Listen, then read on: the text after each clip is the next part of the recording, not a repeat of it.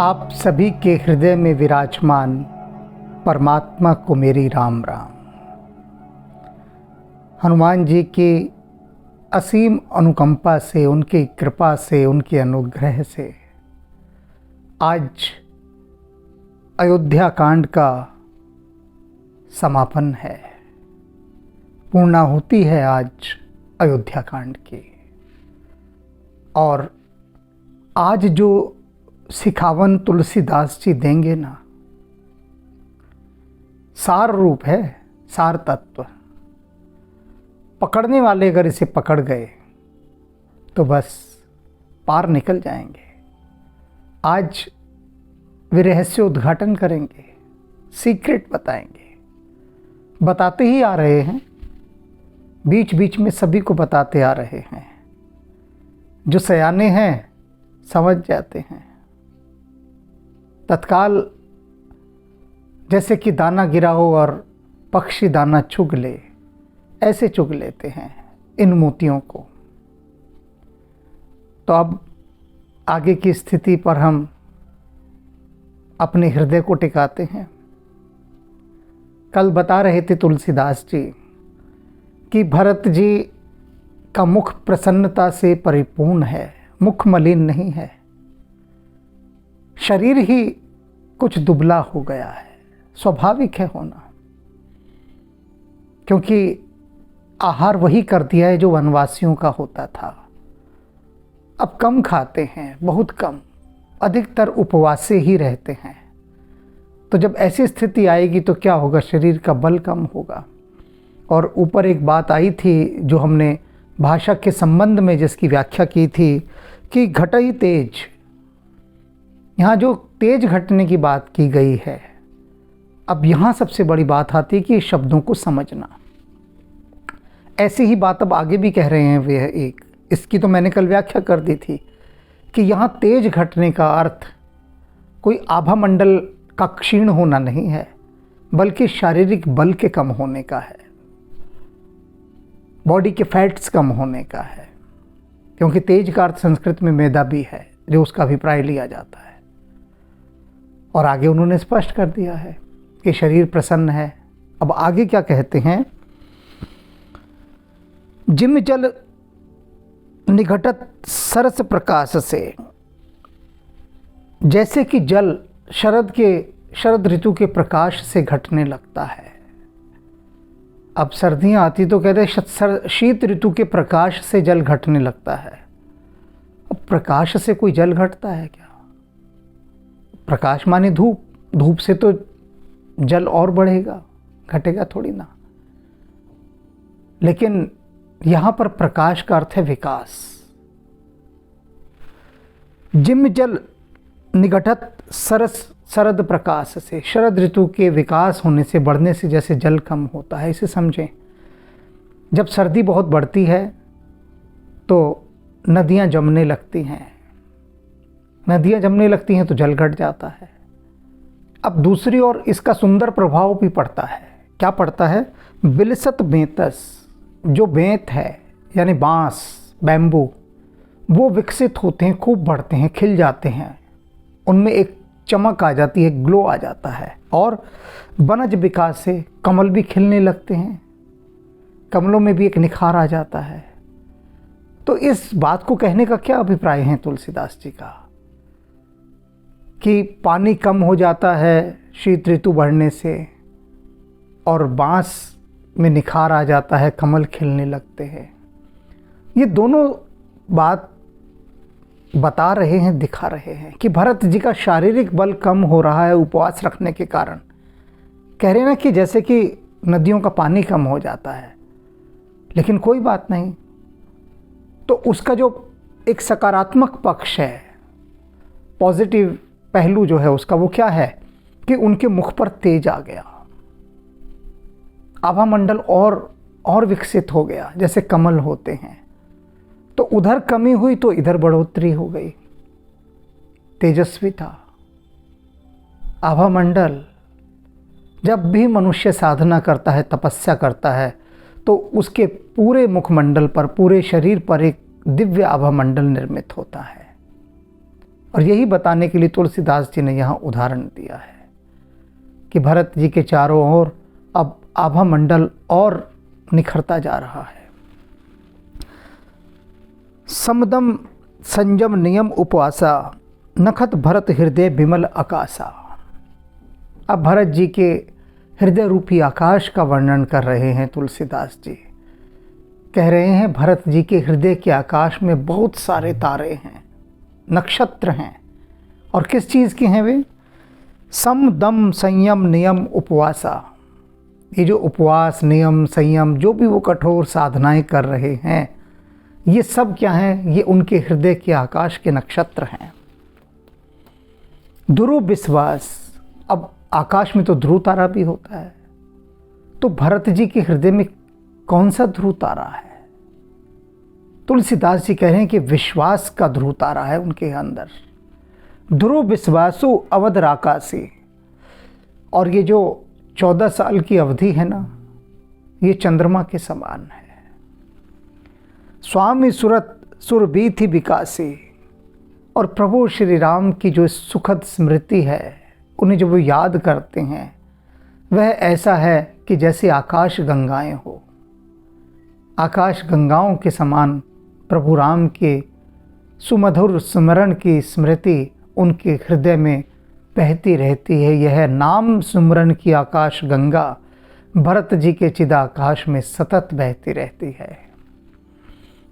राम प्रेम विदु अचल अदोषा।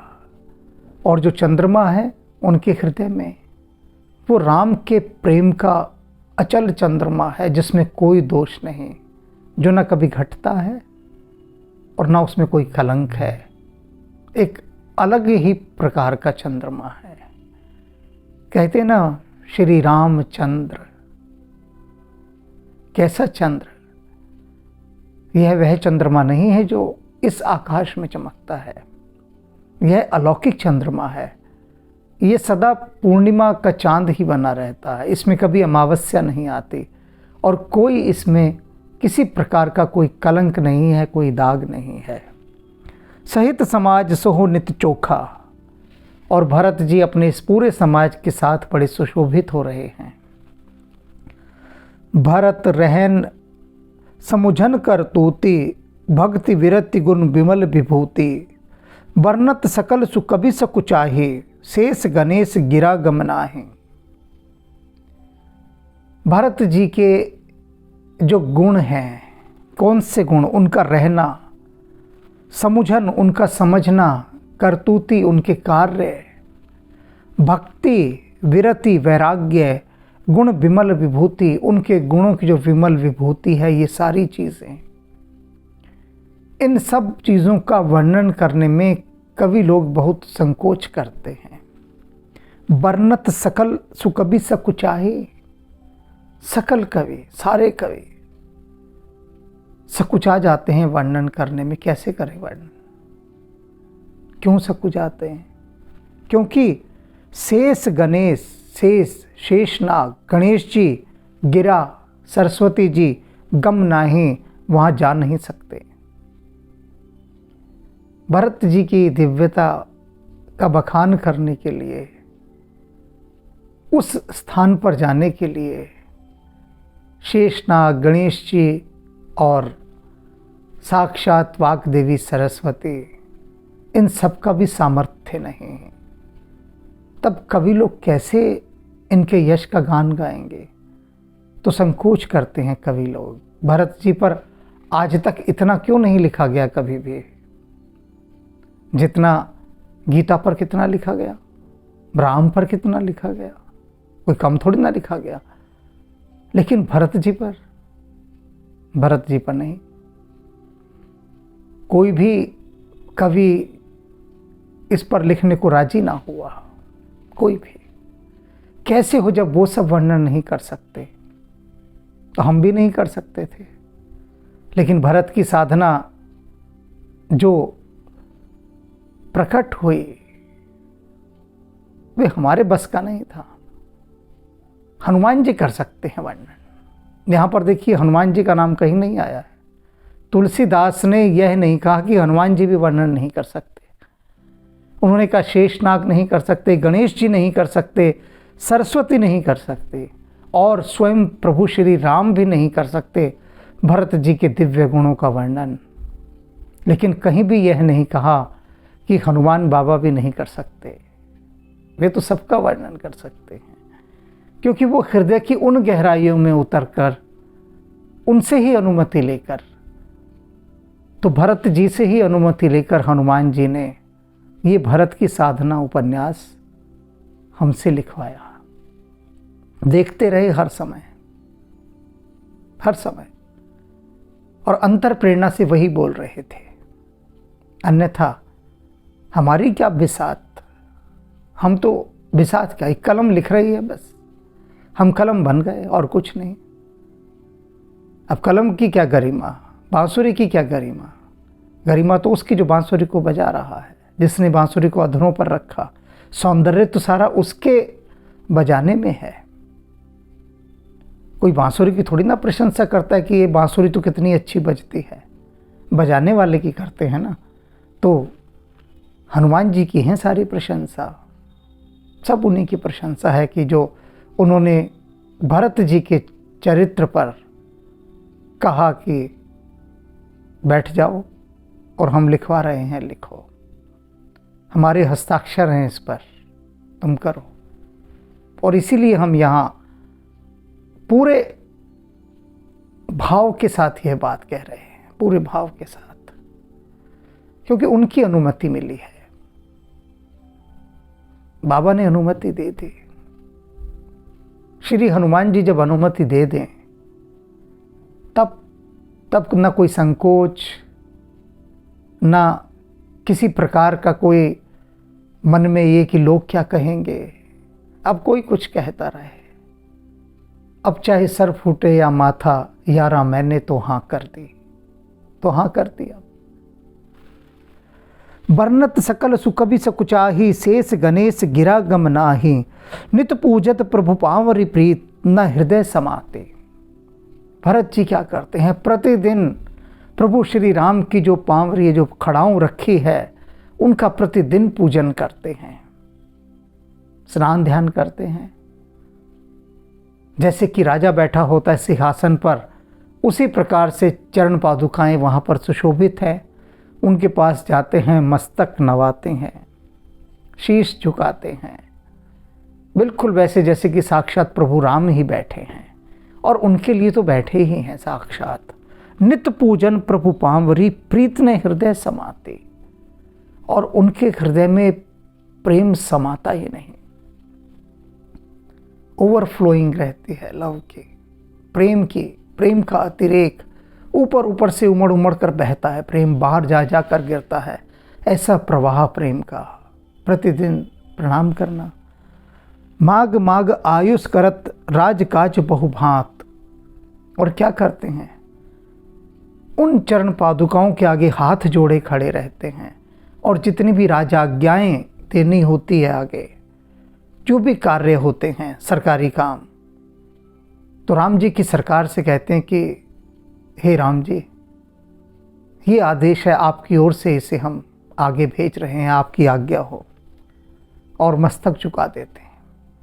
आज्ञा तो गुरुदेव दे ही चुके होते हैं, लेकिन उसके बाद भी जो भी कुछ राजाज्ञाएं, जो भी कुछ सर्कुलर नोटिस, नए बिल जो भी पास होने होते हैं, सब ले गए खड़ाओं के पास कि रखा, और कहा कि प्रभु आपकी आज्ञा से, आपकी आज्ञा से। भारत नहीं कर रहा, आपकी आज्ञा से प्रभु ये राजकाज होने जा रहा है। तो देखिए भाव दशा, न भूतो न भविष्यति। भरत जी की जो उच्चतम भाव दशा है, उच्चतम भाव दशा, हम और आप, बस इतना ही कहना काफी है, आगे कहना ठीक नहीं। पुलक गात ही असिय रघुबीरो। और जब वो खड़ाओं के आगे खड़े होकर हाथ जोड़ के कह रहे होते हैं, प्रभु जी आपकी आज्ञा से अब ये आगे काम होने जा रहा है, आपकी आज्ञा हो तो हम ये करें। उस समय उनका शरीर पुलकित हो रहा होता है, रोमांचित प्रेम से, भाव से। और ही ऐसी है रघुबीरो, उनके हृदय में सीता और राम विराजमान होते हैं। हृदय में तो है ही सिया राम, तो हृदय पुलकित ही रहता है। जी ही नाम जप लोचन नीरो, और जीभ पर वे सदा राम नाम ही जपते रहते हैं, राम का ही नाम जपते रहते हैं। और लोचन नीरो, आंखों में प्रेम के अश्रु भरे रहते हैं, डूबे रहते हैं प्रेम के अश्रुओं में। लखन राम सिय कानन बसहि, भरत भवन बस तप तन कसहि। तुलसीदास जी कहते हैं कि लखन राम सिय कानन बसहि, राम लक्ष्मण सीता तो जंगलों में वास कर रहे हैं, लेकिन भरत जी, भरत भवन बस तप तनु कसहि, भरत जी यहाँ अयोध्या में रहकर तपस्या कर रहे हैं। राम जी को तो करनी ही है तपस्या। तुलसीदास जी कह रहे हैं कि भरत जी अपने शरीर को अयोध्या में रहकर ही तपा रहे हैं। उनका वह शरीर जो वनवास के कष्ट सहकर तपता, जो वे दुख सहन करते, कष्ट सहन करते वनवास में, वे सभी के सभी ज्यों के त्यों अयोध्या में ही रहकर वे सह रहे हैं, आनंद पूर्वक, प्रसन्नता पूर्वक।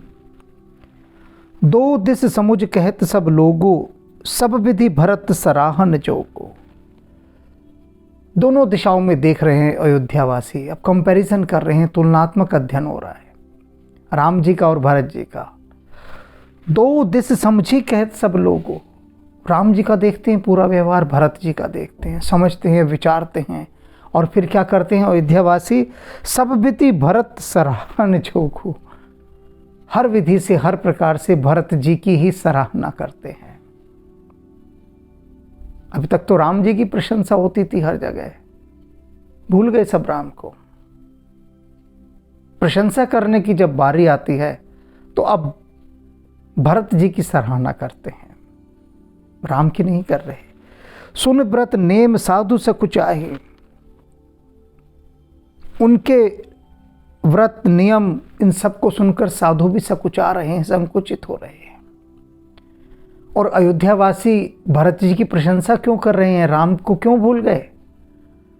वो कह रहे हैं राम अगर वन में गए हैं, कष्ट सह रहे हैं, तपस्या कर रहे हैं, दुख सह रहे हैं, तो उनकी विवशता है, क्योंकि उनको आदेश हुआ है, राजाज्ञा हुई है, वे एक नियमों में बंधे हैं, एक प्रोटोकॉल को फॉलो कर रहे हैं, एक फ्रेमवर्क उनको दे दिया गया है, एक नियमावली, टर्म और कंडीशंस राम की तय कर दी गई हैं। कैकेयी ने तय कर दी थी कि इन टर्म और कंडीशन पर, इन शर्तों पर राम तुम वनवास करोगे। तो राम के लिए कुछ रास्ता बचता ही नहीं। तो अयोध्यावासी कह रहे हैं कि यदि प्रभु श्री राम वनों में इतने कष्ट सह रहे हैं तो वह उनको लिख दिए गए हैं, लेकिन भरत जी की क्या मजबूरी है, इनकी क्या विवशता है, इनकी क्या बाध्यता है, ये क्यों कष्ट सह रहे हैं, ये क्यों सह रहे हैं? उनको तो सहने हैं, लेकिन भरत जी क्यों सह रहे हैं? तो ये सब देख देख कर उनके नियम व्रत, साधु भी संकुचित हो गए कि हम किस काम के साधु, कैसे साधु? साधु तो भरत जी हैं, भरत जी। सब विधि भरत सराहन जोगो, हर विधि से, हर प्रकार से भरत जी ही सराहनीय हैं। और यही नहीं, देख दशा मुनिराज लजाएं, मुनिराज भी लजा रहे हैं, मुनि श्रेष्ठ वे भी लज्जित हो रहे हैं कि ऐसी तपस्या, ऐसा कठोर व्रत तो कोई भी धारण नहीं कर सकता जो भरत जी ने किया है। समझिए इस बात को। आज आपके पास देश का सारा पैसा दे दिया जाए, आपके पास पूरे अधिकार हों, आपको पूछने वाला कोई ना हो, सर्व अधिकार सुरक्षित आपके पास, क्योंकि कोई अपोजिशन नहीं है आपकी। जैसे मैंने कल बात की थी, मान लीजिए देश की सारी सीटें आपको मिल गई, सब सीटें, पूरी की पूरी टोटल सीटें, अब कौन पूछने वाला है आपको? कोई भी नहीं। प्रजा का सारा धन आपके पास है, आप उसके मालिक हैं, जो चाहे वो कीजिए, जो चाहे, कहने वाला तो कोई भी नहीं रहा तब। और मैंने देखा है ऐसा संस्थाओं में, लोगों को, संस्था का पैसा उनके पास होता है, वो पैसा देश का होता है या उस संस्था का होता है, लेकिन वो उस पैसे से अपनी विलासिता की इतनी सामग्री खरीदते हैं, इतने साधन खरीदते हैं, इतने साधन खरीदते हैं कि संस्था का सारा धन, 90% धन अपने ही ऐश्वर्य के संसाधनों में उड़ा देते हैं। पूछने वाला कोई नहीं। कौन पूछेगा? कौन पूछेगा? जो पूछने वाले हैं वो भी उनके सहयोगी हैं। इस तरह से पूरी संस्था का पैसा खाया जाता है। और वे उन संस्थाओं का जो लोक कल्याण के लिए बने हैं, जो धर्मार्थ बने हैं, जो पूरी तरह से इस बात पर बनी है कि हम लोक कल्याण कर रहे हैं, उन संस्थाओं की बात कर रहा हूं, और बाकी भी संस्थाएं। और भरत जी, इनको तो सबसे बड़ी संस्था दे दी गई, सबसे बड़ी संस्था। ऐसी संस्था, अयोध्या जी वो संस्था है जिसे देखकर देवराज इंद्र भी सराहते हैं। धनपति कुबेर भी कहता है कि मैं कहाँ का कुबेर, जो धन संपत्ति अयोध्या जी में है, मेरे पास तो कुछ भी नहीं। उस अयोध्या के सर्वे सर्वा भरत जी, और झोपड़ी में रह रहे हैं, पत्ते की झोपड़ी बनाकर। पत्तों का ही बिछौना है, मिट्टी के बर्तनों में भोजन करते हैं, साधु सन्यासी जैसे वस्त्र धारण करते हैं, और वहीं नदी में जाकर स्नान करते हैं। है कोई भरत जी जैसा? खोज के दिखा दीजिए, एक भी खोज कर दिखा दीजिए, कहीं नहीं होगा। जो संस्था में बॉस की रिवॉल्विंग कुर्सी पर बैठ गया, बस उसने पहले दिन से ये काम शुरू किया कि संस्था के सारे पैसे को अपने ऐश्वर्य पर खर्च करना आरंभ कर दिया। और भरत जी क्या खा रहे हैं? वही जंगल के फल फूल, जैसे प्रभु राम खाते होंगे। जंगली भोजन कभी करके देखिए। भरत जी के समान एक दिन कहीं से पेड़ पत्ते तोड़ लाइए, घर में टहनियाँ घास इकट्ठी कर लाइए, बिछा लीजिए ड्राइंग रूम में कि मैं तो भरत जी के समान सोऊंगा। विवाहित होंगे तो पत्नी घर से बाहर कर देगी कि क्या पागलपन है। अविवाहित होंगे तो माता पिता निकाल देंगे कि क्या कूड़ा करकट पागल हो गया है। बंद करो ये, सबसे पहले जो ये रामचरितमानस की सीरीज देख रहा है, बंद करो इससे पहले, ये तो पगला गया है एकदम। तो जो भी साधना करेगा, तपस्या करेगा, पगलाया हुआ कहलाया जाएगा। इसलिए सभी लोग सराह रहे हैं भरत जी को हर विधि। परम पुनीत भरत आचरणों, भरत जी का जो आचरण है वो परम पुनीत है। मधुर मंजू मुद मंगल करनो, सभी सुंदर मधुर और मंगलों को करने वाला है। हरन कठिन कलुष कलेशु, और कैसा है? इस कलयुग के सारे पापों को, कलेशों को हरने वाला है। महामोह निसि दलन दिनेशु, ये ऐसा सूर्य है भरत जी का यश, उनका पुण्य, उनके गुण जो कि सूर्य के समान हैं और महामोह के इस अंधकार को ग्रस लेते हैं। पाप पुंज कुंजर मृगराजो, कैसे हैं? जैसे पाप के हाथियों के झुंड में कोई सिंह आ गया हो। तो भरत जी के जो गुण हैं, जो उनका चरित्र है, वह ऐसे सिंह के समान है कि यदि उनके चरित्र की सुवास, वह सुगंध हमारे हृदय में आ जाए, तब फिर क्या होगा? ये जो महामोह का अंधकार है, ये जो पाप के हाथी हैं, सब भाग जाएंगे। समन सकल संताप समाजो, और सारे संतापों का, कष्टों का जो समूह है, उस सब का शमन हो जाएगा। जन रंजन भंजन भव भारो, भरत जी का चरित्र कैसा है? भक्तों को आनंद देने वाला और पाप को नष्ट करने वाला। राम स्नेह सुधाकर सारो, भरत जी का चरित्र तो राम के प्रेम रूपी चंद्रमा का अमृत है, सार है। राम के प्रेम का अमृत अगर कहीं देखना हो, चखना हो, तो भरत जी का चरित्र है। सिए राम प्रेम पीयूष पूरन होत जन्म न भरत को। कहते हैं कि ये जो प्रभु श्री राम और सीता जी के प्रेम का अमृत है, अगर भरत जी का जन्म नहीं होता तो ये कहाँ स्थापित होता? कहाँ दिखाई देता कि भरत जी नहीं है तो उनके अभाव में कौन धारण करता सीता और राम के प्रेम के अमृत को? जैसे विष को धारण करना किसी के बस का नहीं था। सारा संसार कांप उठा था कि सागर मंथन में से निकले हुए विष को कौन धारण करेगा? तब सदाशिव भगवान शंकर, उन्होंने अपने कंठ में धारण किया और नीलकंठ बन गए। विष को धारण करना, इसी प्रकार से अमृत को भी धारण करना सरल नहीं है। पात्र चाहिए वैसा जो अमृत को भी संभाल सके, अमृत का तेज संभाल सके। तो सीता और राम के प्रेम का जो अमृत है, भरत जी ना होते तो ऐसा कोई पात्र ही नहीं था जिसमें यह अमृत समा सकता था। भरत जी ही वे पात्र हैं, सुपात्र है। मुनि मन अगम जम नियम सम तम विषम व्रत आचरत को।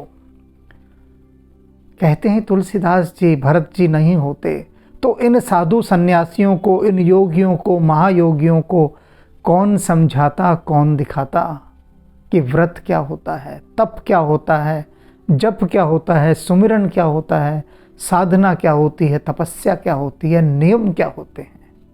कौन समझाता? कोई नहीं था समझाने वाला। असली तपस्या, संयम तो तब है जब सब कुछ आपके पास हो और उसके बाद भी आप उनका भोग ना करें। सर्वसमर्थ हैं आप, सब कुछ है, लेकिन होने के बाद भी आप उनकी ओर देख नहीं रहे, तब वीरता है, तब संयम है। वरना क्या संयम है? कोई संयम नहीं। अंगूर खट्टे हों, कह दिया अंगूर खट्टे हैं, मिले नहीं तो कह दिया खट्टे हैं। तो यहां तो सब कुछ भरत जी के पास है, लेकिन उस तरफ देख ही नहीं रहे हैं। क्यों नहीं देख रहे, उसका हमने कल उल्लेख किया था। क्यों नहीं देख रहे? ऐसी भाव दशा। दुख दाह दारिद दंभ दूषण सुजस मिस अपहरत को। क्या खूबसूरती वाली बात कही है तुलसीदास जी ने। कहते हमारे जितने दुख, दोष, पाप, अवगुण सब कुछ हैं, उनको कैसे हरते हैं भरत जी? कैसे हरते हैं? सुजस मिस अपहरत को। अपने सुंदर यश के बहाने उन सब का अपहरण कर लेते हैं। सुंदर यश के बहाने आप भरत जी के इस यशस्वी परम पावन चरित्र का गुणगान कीजिए, सुमिरन कीजिए, पढ़िए इस चरित्र को भरत जी के, और उसके बाद देखिए इनके चरित्र को पढ़ते पढ़ते पढ़ते पढ़ते आपके भीतर से सारे पाप, दोष सब समाप्त हो जाएंगे। क्या सुंदर थेरेपी है, उपचार है, चिकित्सा है। कुछ नहीं करना, अपने को परम पावन बनाने के लिए, पवित्र करने के लिए कुछ नहीं करना।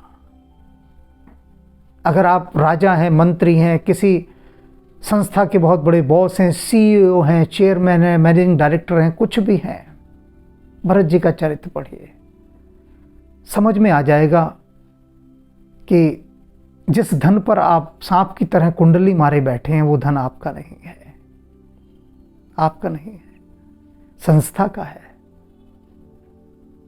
संस्था का धन है। तो उसे आप कैसे अपने निज भोग के लिए इस्तेमाल कर रहे हैं? और यदि भाई हैं आप, राक्षसी प्रकृति के भाई हैं, तो भरत जी का चरित्र पढ़ते पढ़ते पढ़ते पढ़ते आप समझ जाएंगे कि भाई से प्रेम करना क्या होता है, दायित्व क्या होते हैं, कर्तव्य बोध क्या होता है, विनम्रता क्या होती है। सारे गुण आप में आ जाएंगे। कैसे? इस बहाने भरत जी के चरित्र का गुणगान करते करते करते करते सब आ जाएगा भीतर। कली काल तुलसी से सठही हठी राम सन्मुख करत को। तुलसीदास जी कहते हैं ये जो मैंने अभी ऊपर बात कही है ना, यूं ही नहीं कह दी है, मैं प्रमाण हूं इसका कि तुलसीदास जैसा जो ये जिद्दी आदमी था, हठी आदमी था, अहंकारी आदमी था, ये तुलसीदास, इस तुलसीदास को राम सन्मुख करत को राम के सामने लाकर खड़ा कर दिया भरत जी के इस चरित्र में। तो मेरे जैसा जिद्दी, हठी, अहंकारी भरत जी के महिमा का, उनके चरित्र का श्रवण करता करता, उसको भीतर ही भीतर पीता पीता, उनका गुणगान करता, सुमिरन करता, पता लगा जब आंख खोली तो भरत जी ने राम जी के सामने लाकर खड़ा कर दिया था। हठी राम सन्मुख करत को राम के सम्मुख लाके खड़ा कर दिया, मार्ग बता दिया, रास्ता बता दिया। देखिए कि कैसे पहुंचना है राम जी के पास। भरत जी का जब तक हृदय में वास नहीं होगा हमारे। अब आप सोच रहे होंगे कि आज तक तो भरत जी को हमने कभी कोई महत्व नहीं दिया, सदा यही कहते रहे भगवान श्री रामचंद्र की जय, जय श्री राम, सदा यही कहते रहे। तो भरत जी का तो कहीं ख्वाबों ख्यालों में भी कोई इल्म ना था, कहीं पर भी। और अब तुलसीदास जी ने कैसी बात बता दी। यही तो रहस्य है अध्यात्म का। अध्यात्म बड़े भुलेखे में डालता है। जरा सामने तो आओ छलिए, यूं छुप छुप छलने में क्या राज है, यूं छुप ना सकेगा परमात्मा, मेरी आत्मा की ये आवाज है। ये भरत जी ही गा सकते हैं। और इसलिए भरत जी का जिसने हाथ थाम लिया तो भरत जी फिर उसको ले जाके सीताराम जी के सामने खड़ा कर देंगे कि जी जरा। भरत जी की तो खूब चलती है, चलती ही भरत जी की, और किसकी।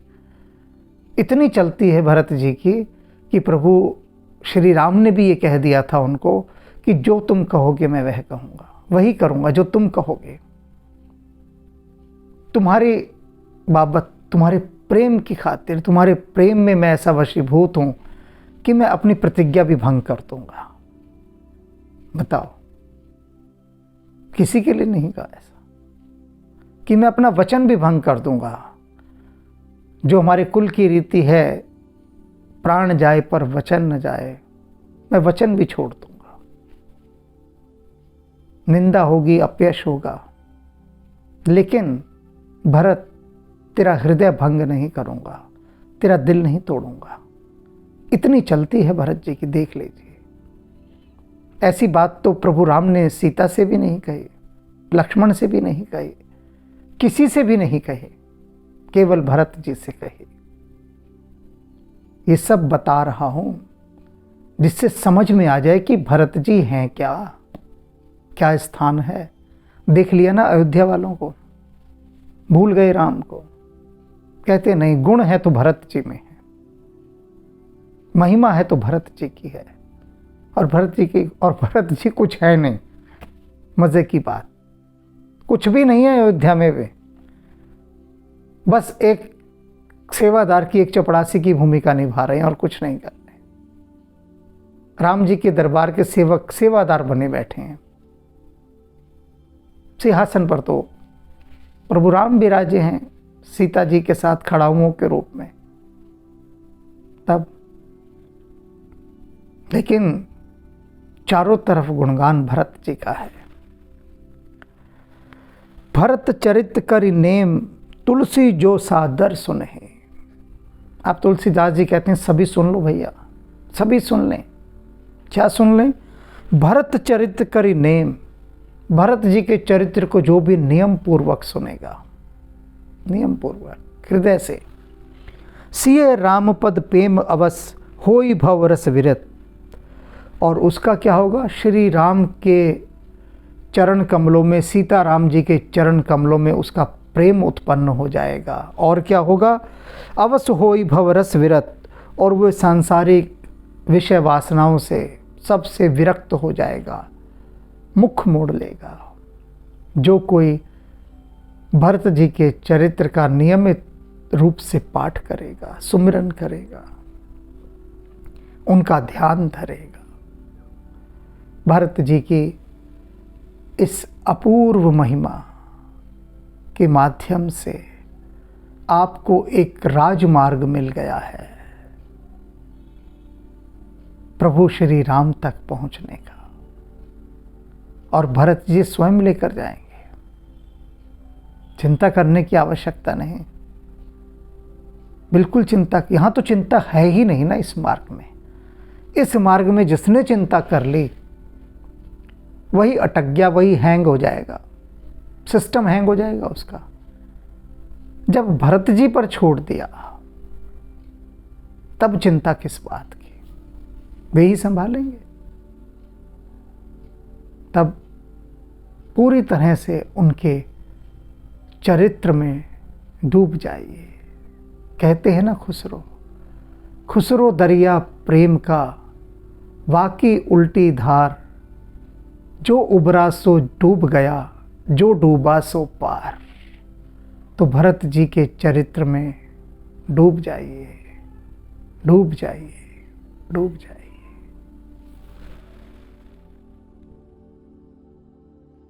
सीताराम सीताराम सीताराम कहिए, जाहि विध राखे राम ताहि विध रहिए। सीताराम सीताराम सीताराम कहिए, जाहि विध राखे राम ताहि विध रहिए। सीताराम सीताराम सीताराम कहिए, सीताराम सीताराम सीताराम कहिए, जाहि विध राखे राम ताहि विध रहिए। जाहि विध राखे राम ताहि विध रहिए। सीताराम सीताराम सीताराम कहिए, जाहि विध राखे राम ताहि विध रहिए। जाहि विध राखे राम ताहि विध रहिए। सीताराम सीताराम सीताराम कहिए, जाहि विध राखे राम ताहि विध रहिए। सीताराम सीताराम सीताराम कहिए, सीताराम सीताराम सीताराम कहिए, जाहि विध राखे राम ताहि विध रहिए। जाहि विध राखे राम ताहि विध रहिए। सीताराम सीताराम सीताराम कहिए, जाहि विध राखे राम ताहि विध रहिए। जाहि विध राखे राम ताहि विध रहिए। सीताराम सीताराम सीताराम कहिए, जाहि विध राखे राम ताहि विध रहिए। जाहि विध राखे राम ताहि ताहि विध रहिए। सीताराम सीताराम सीताराम कहिए, जाहि विध राखे राम ताहि विध रहिए। जाहि विध राखे राम ताहि विध रहिए। जाहि विध राखे राम ताहि विध रहिए।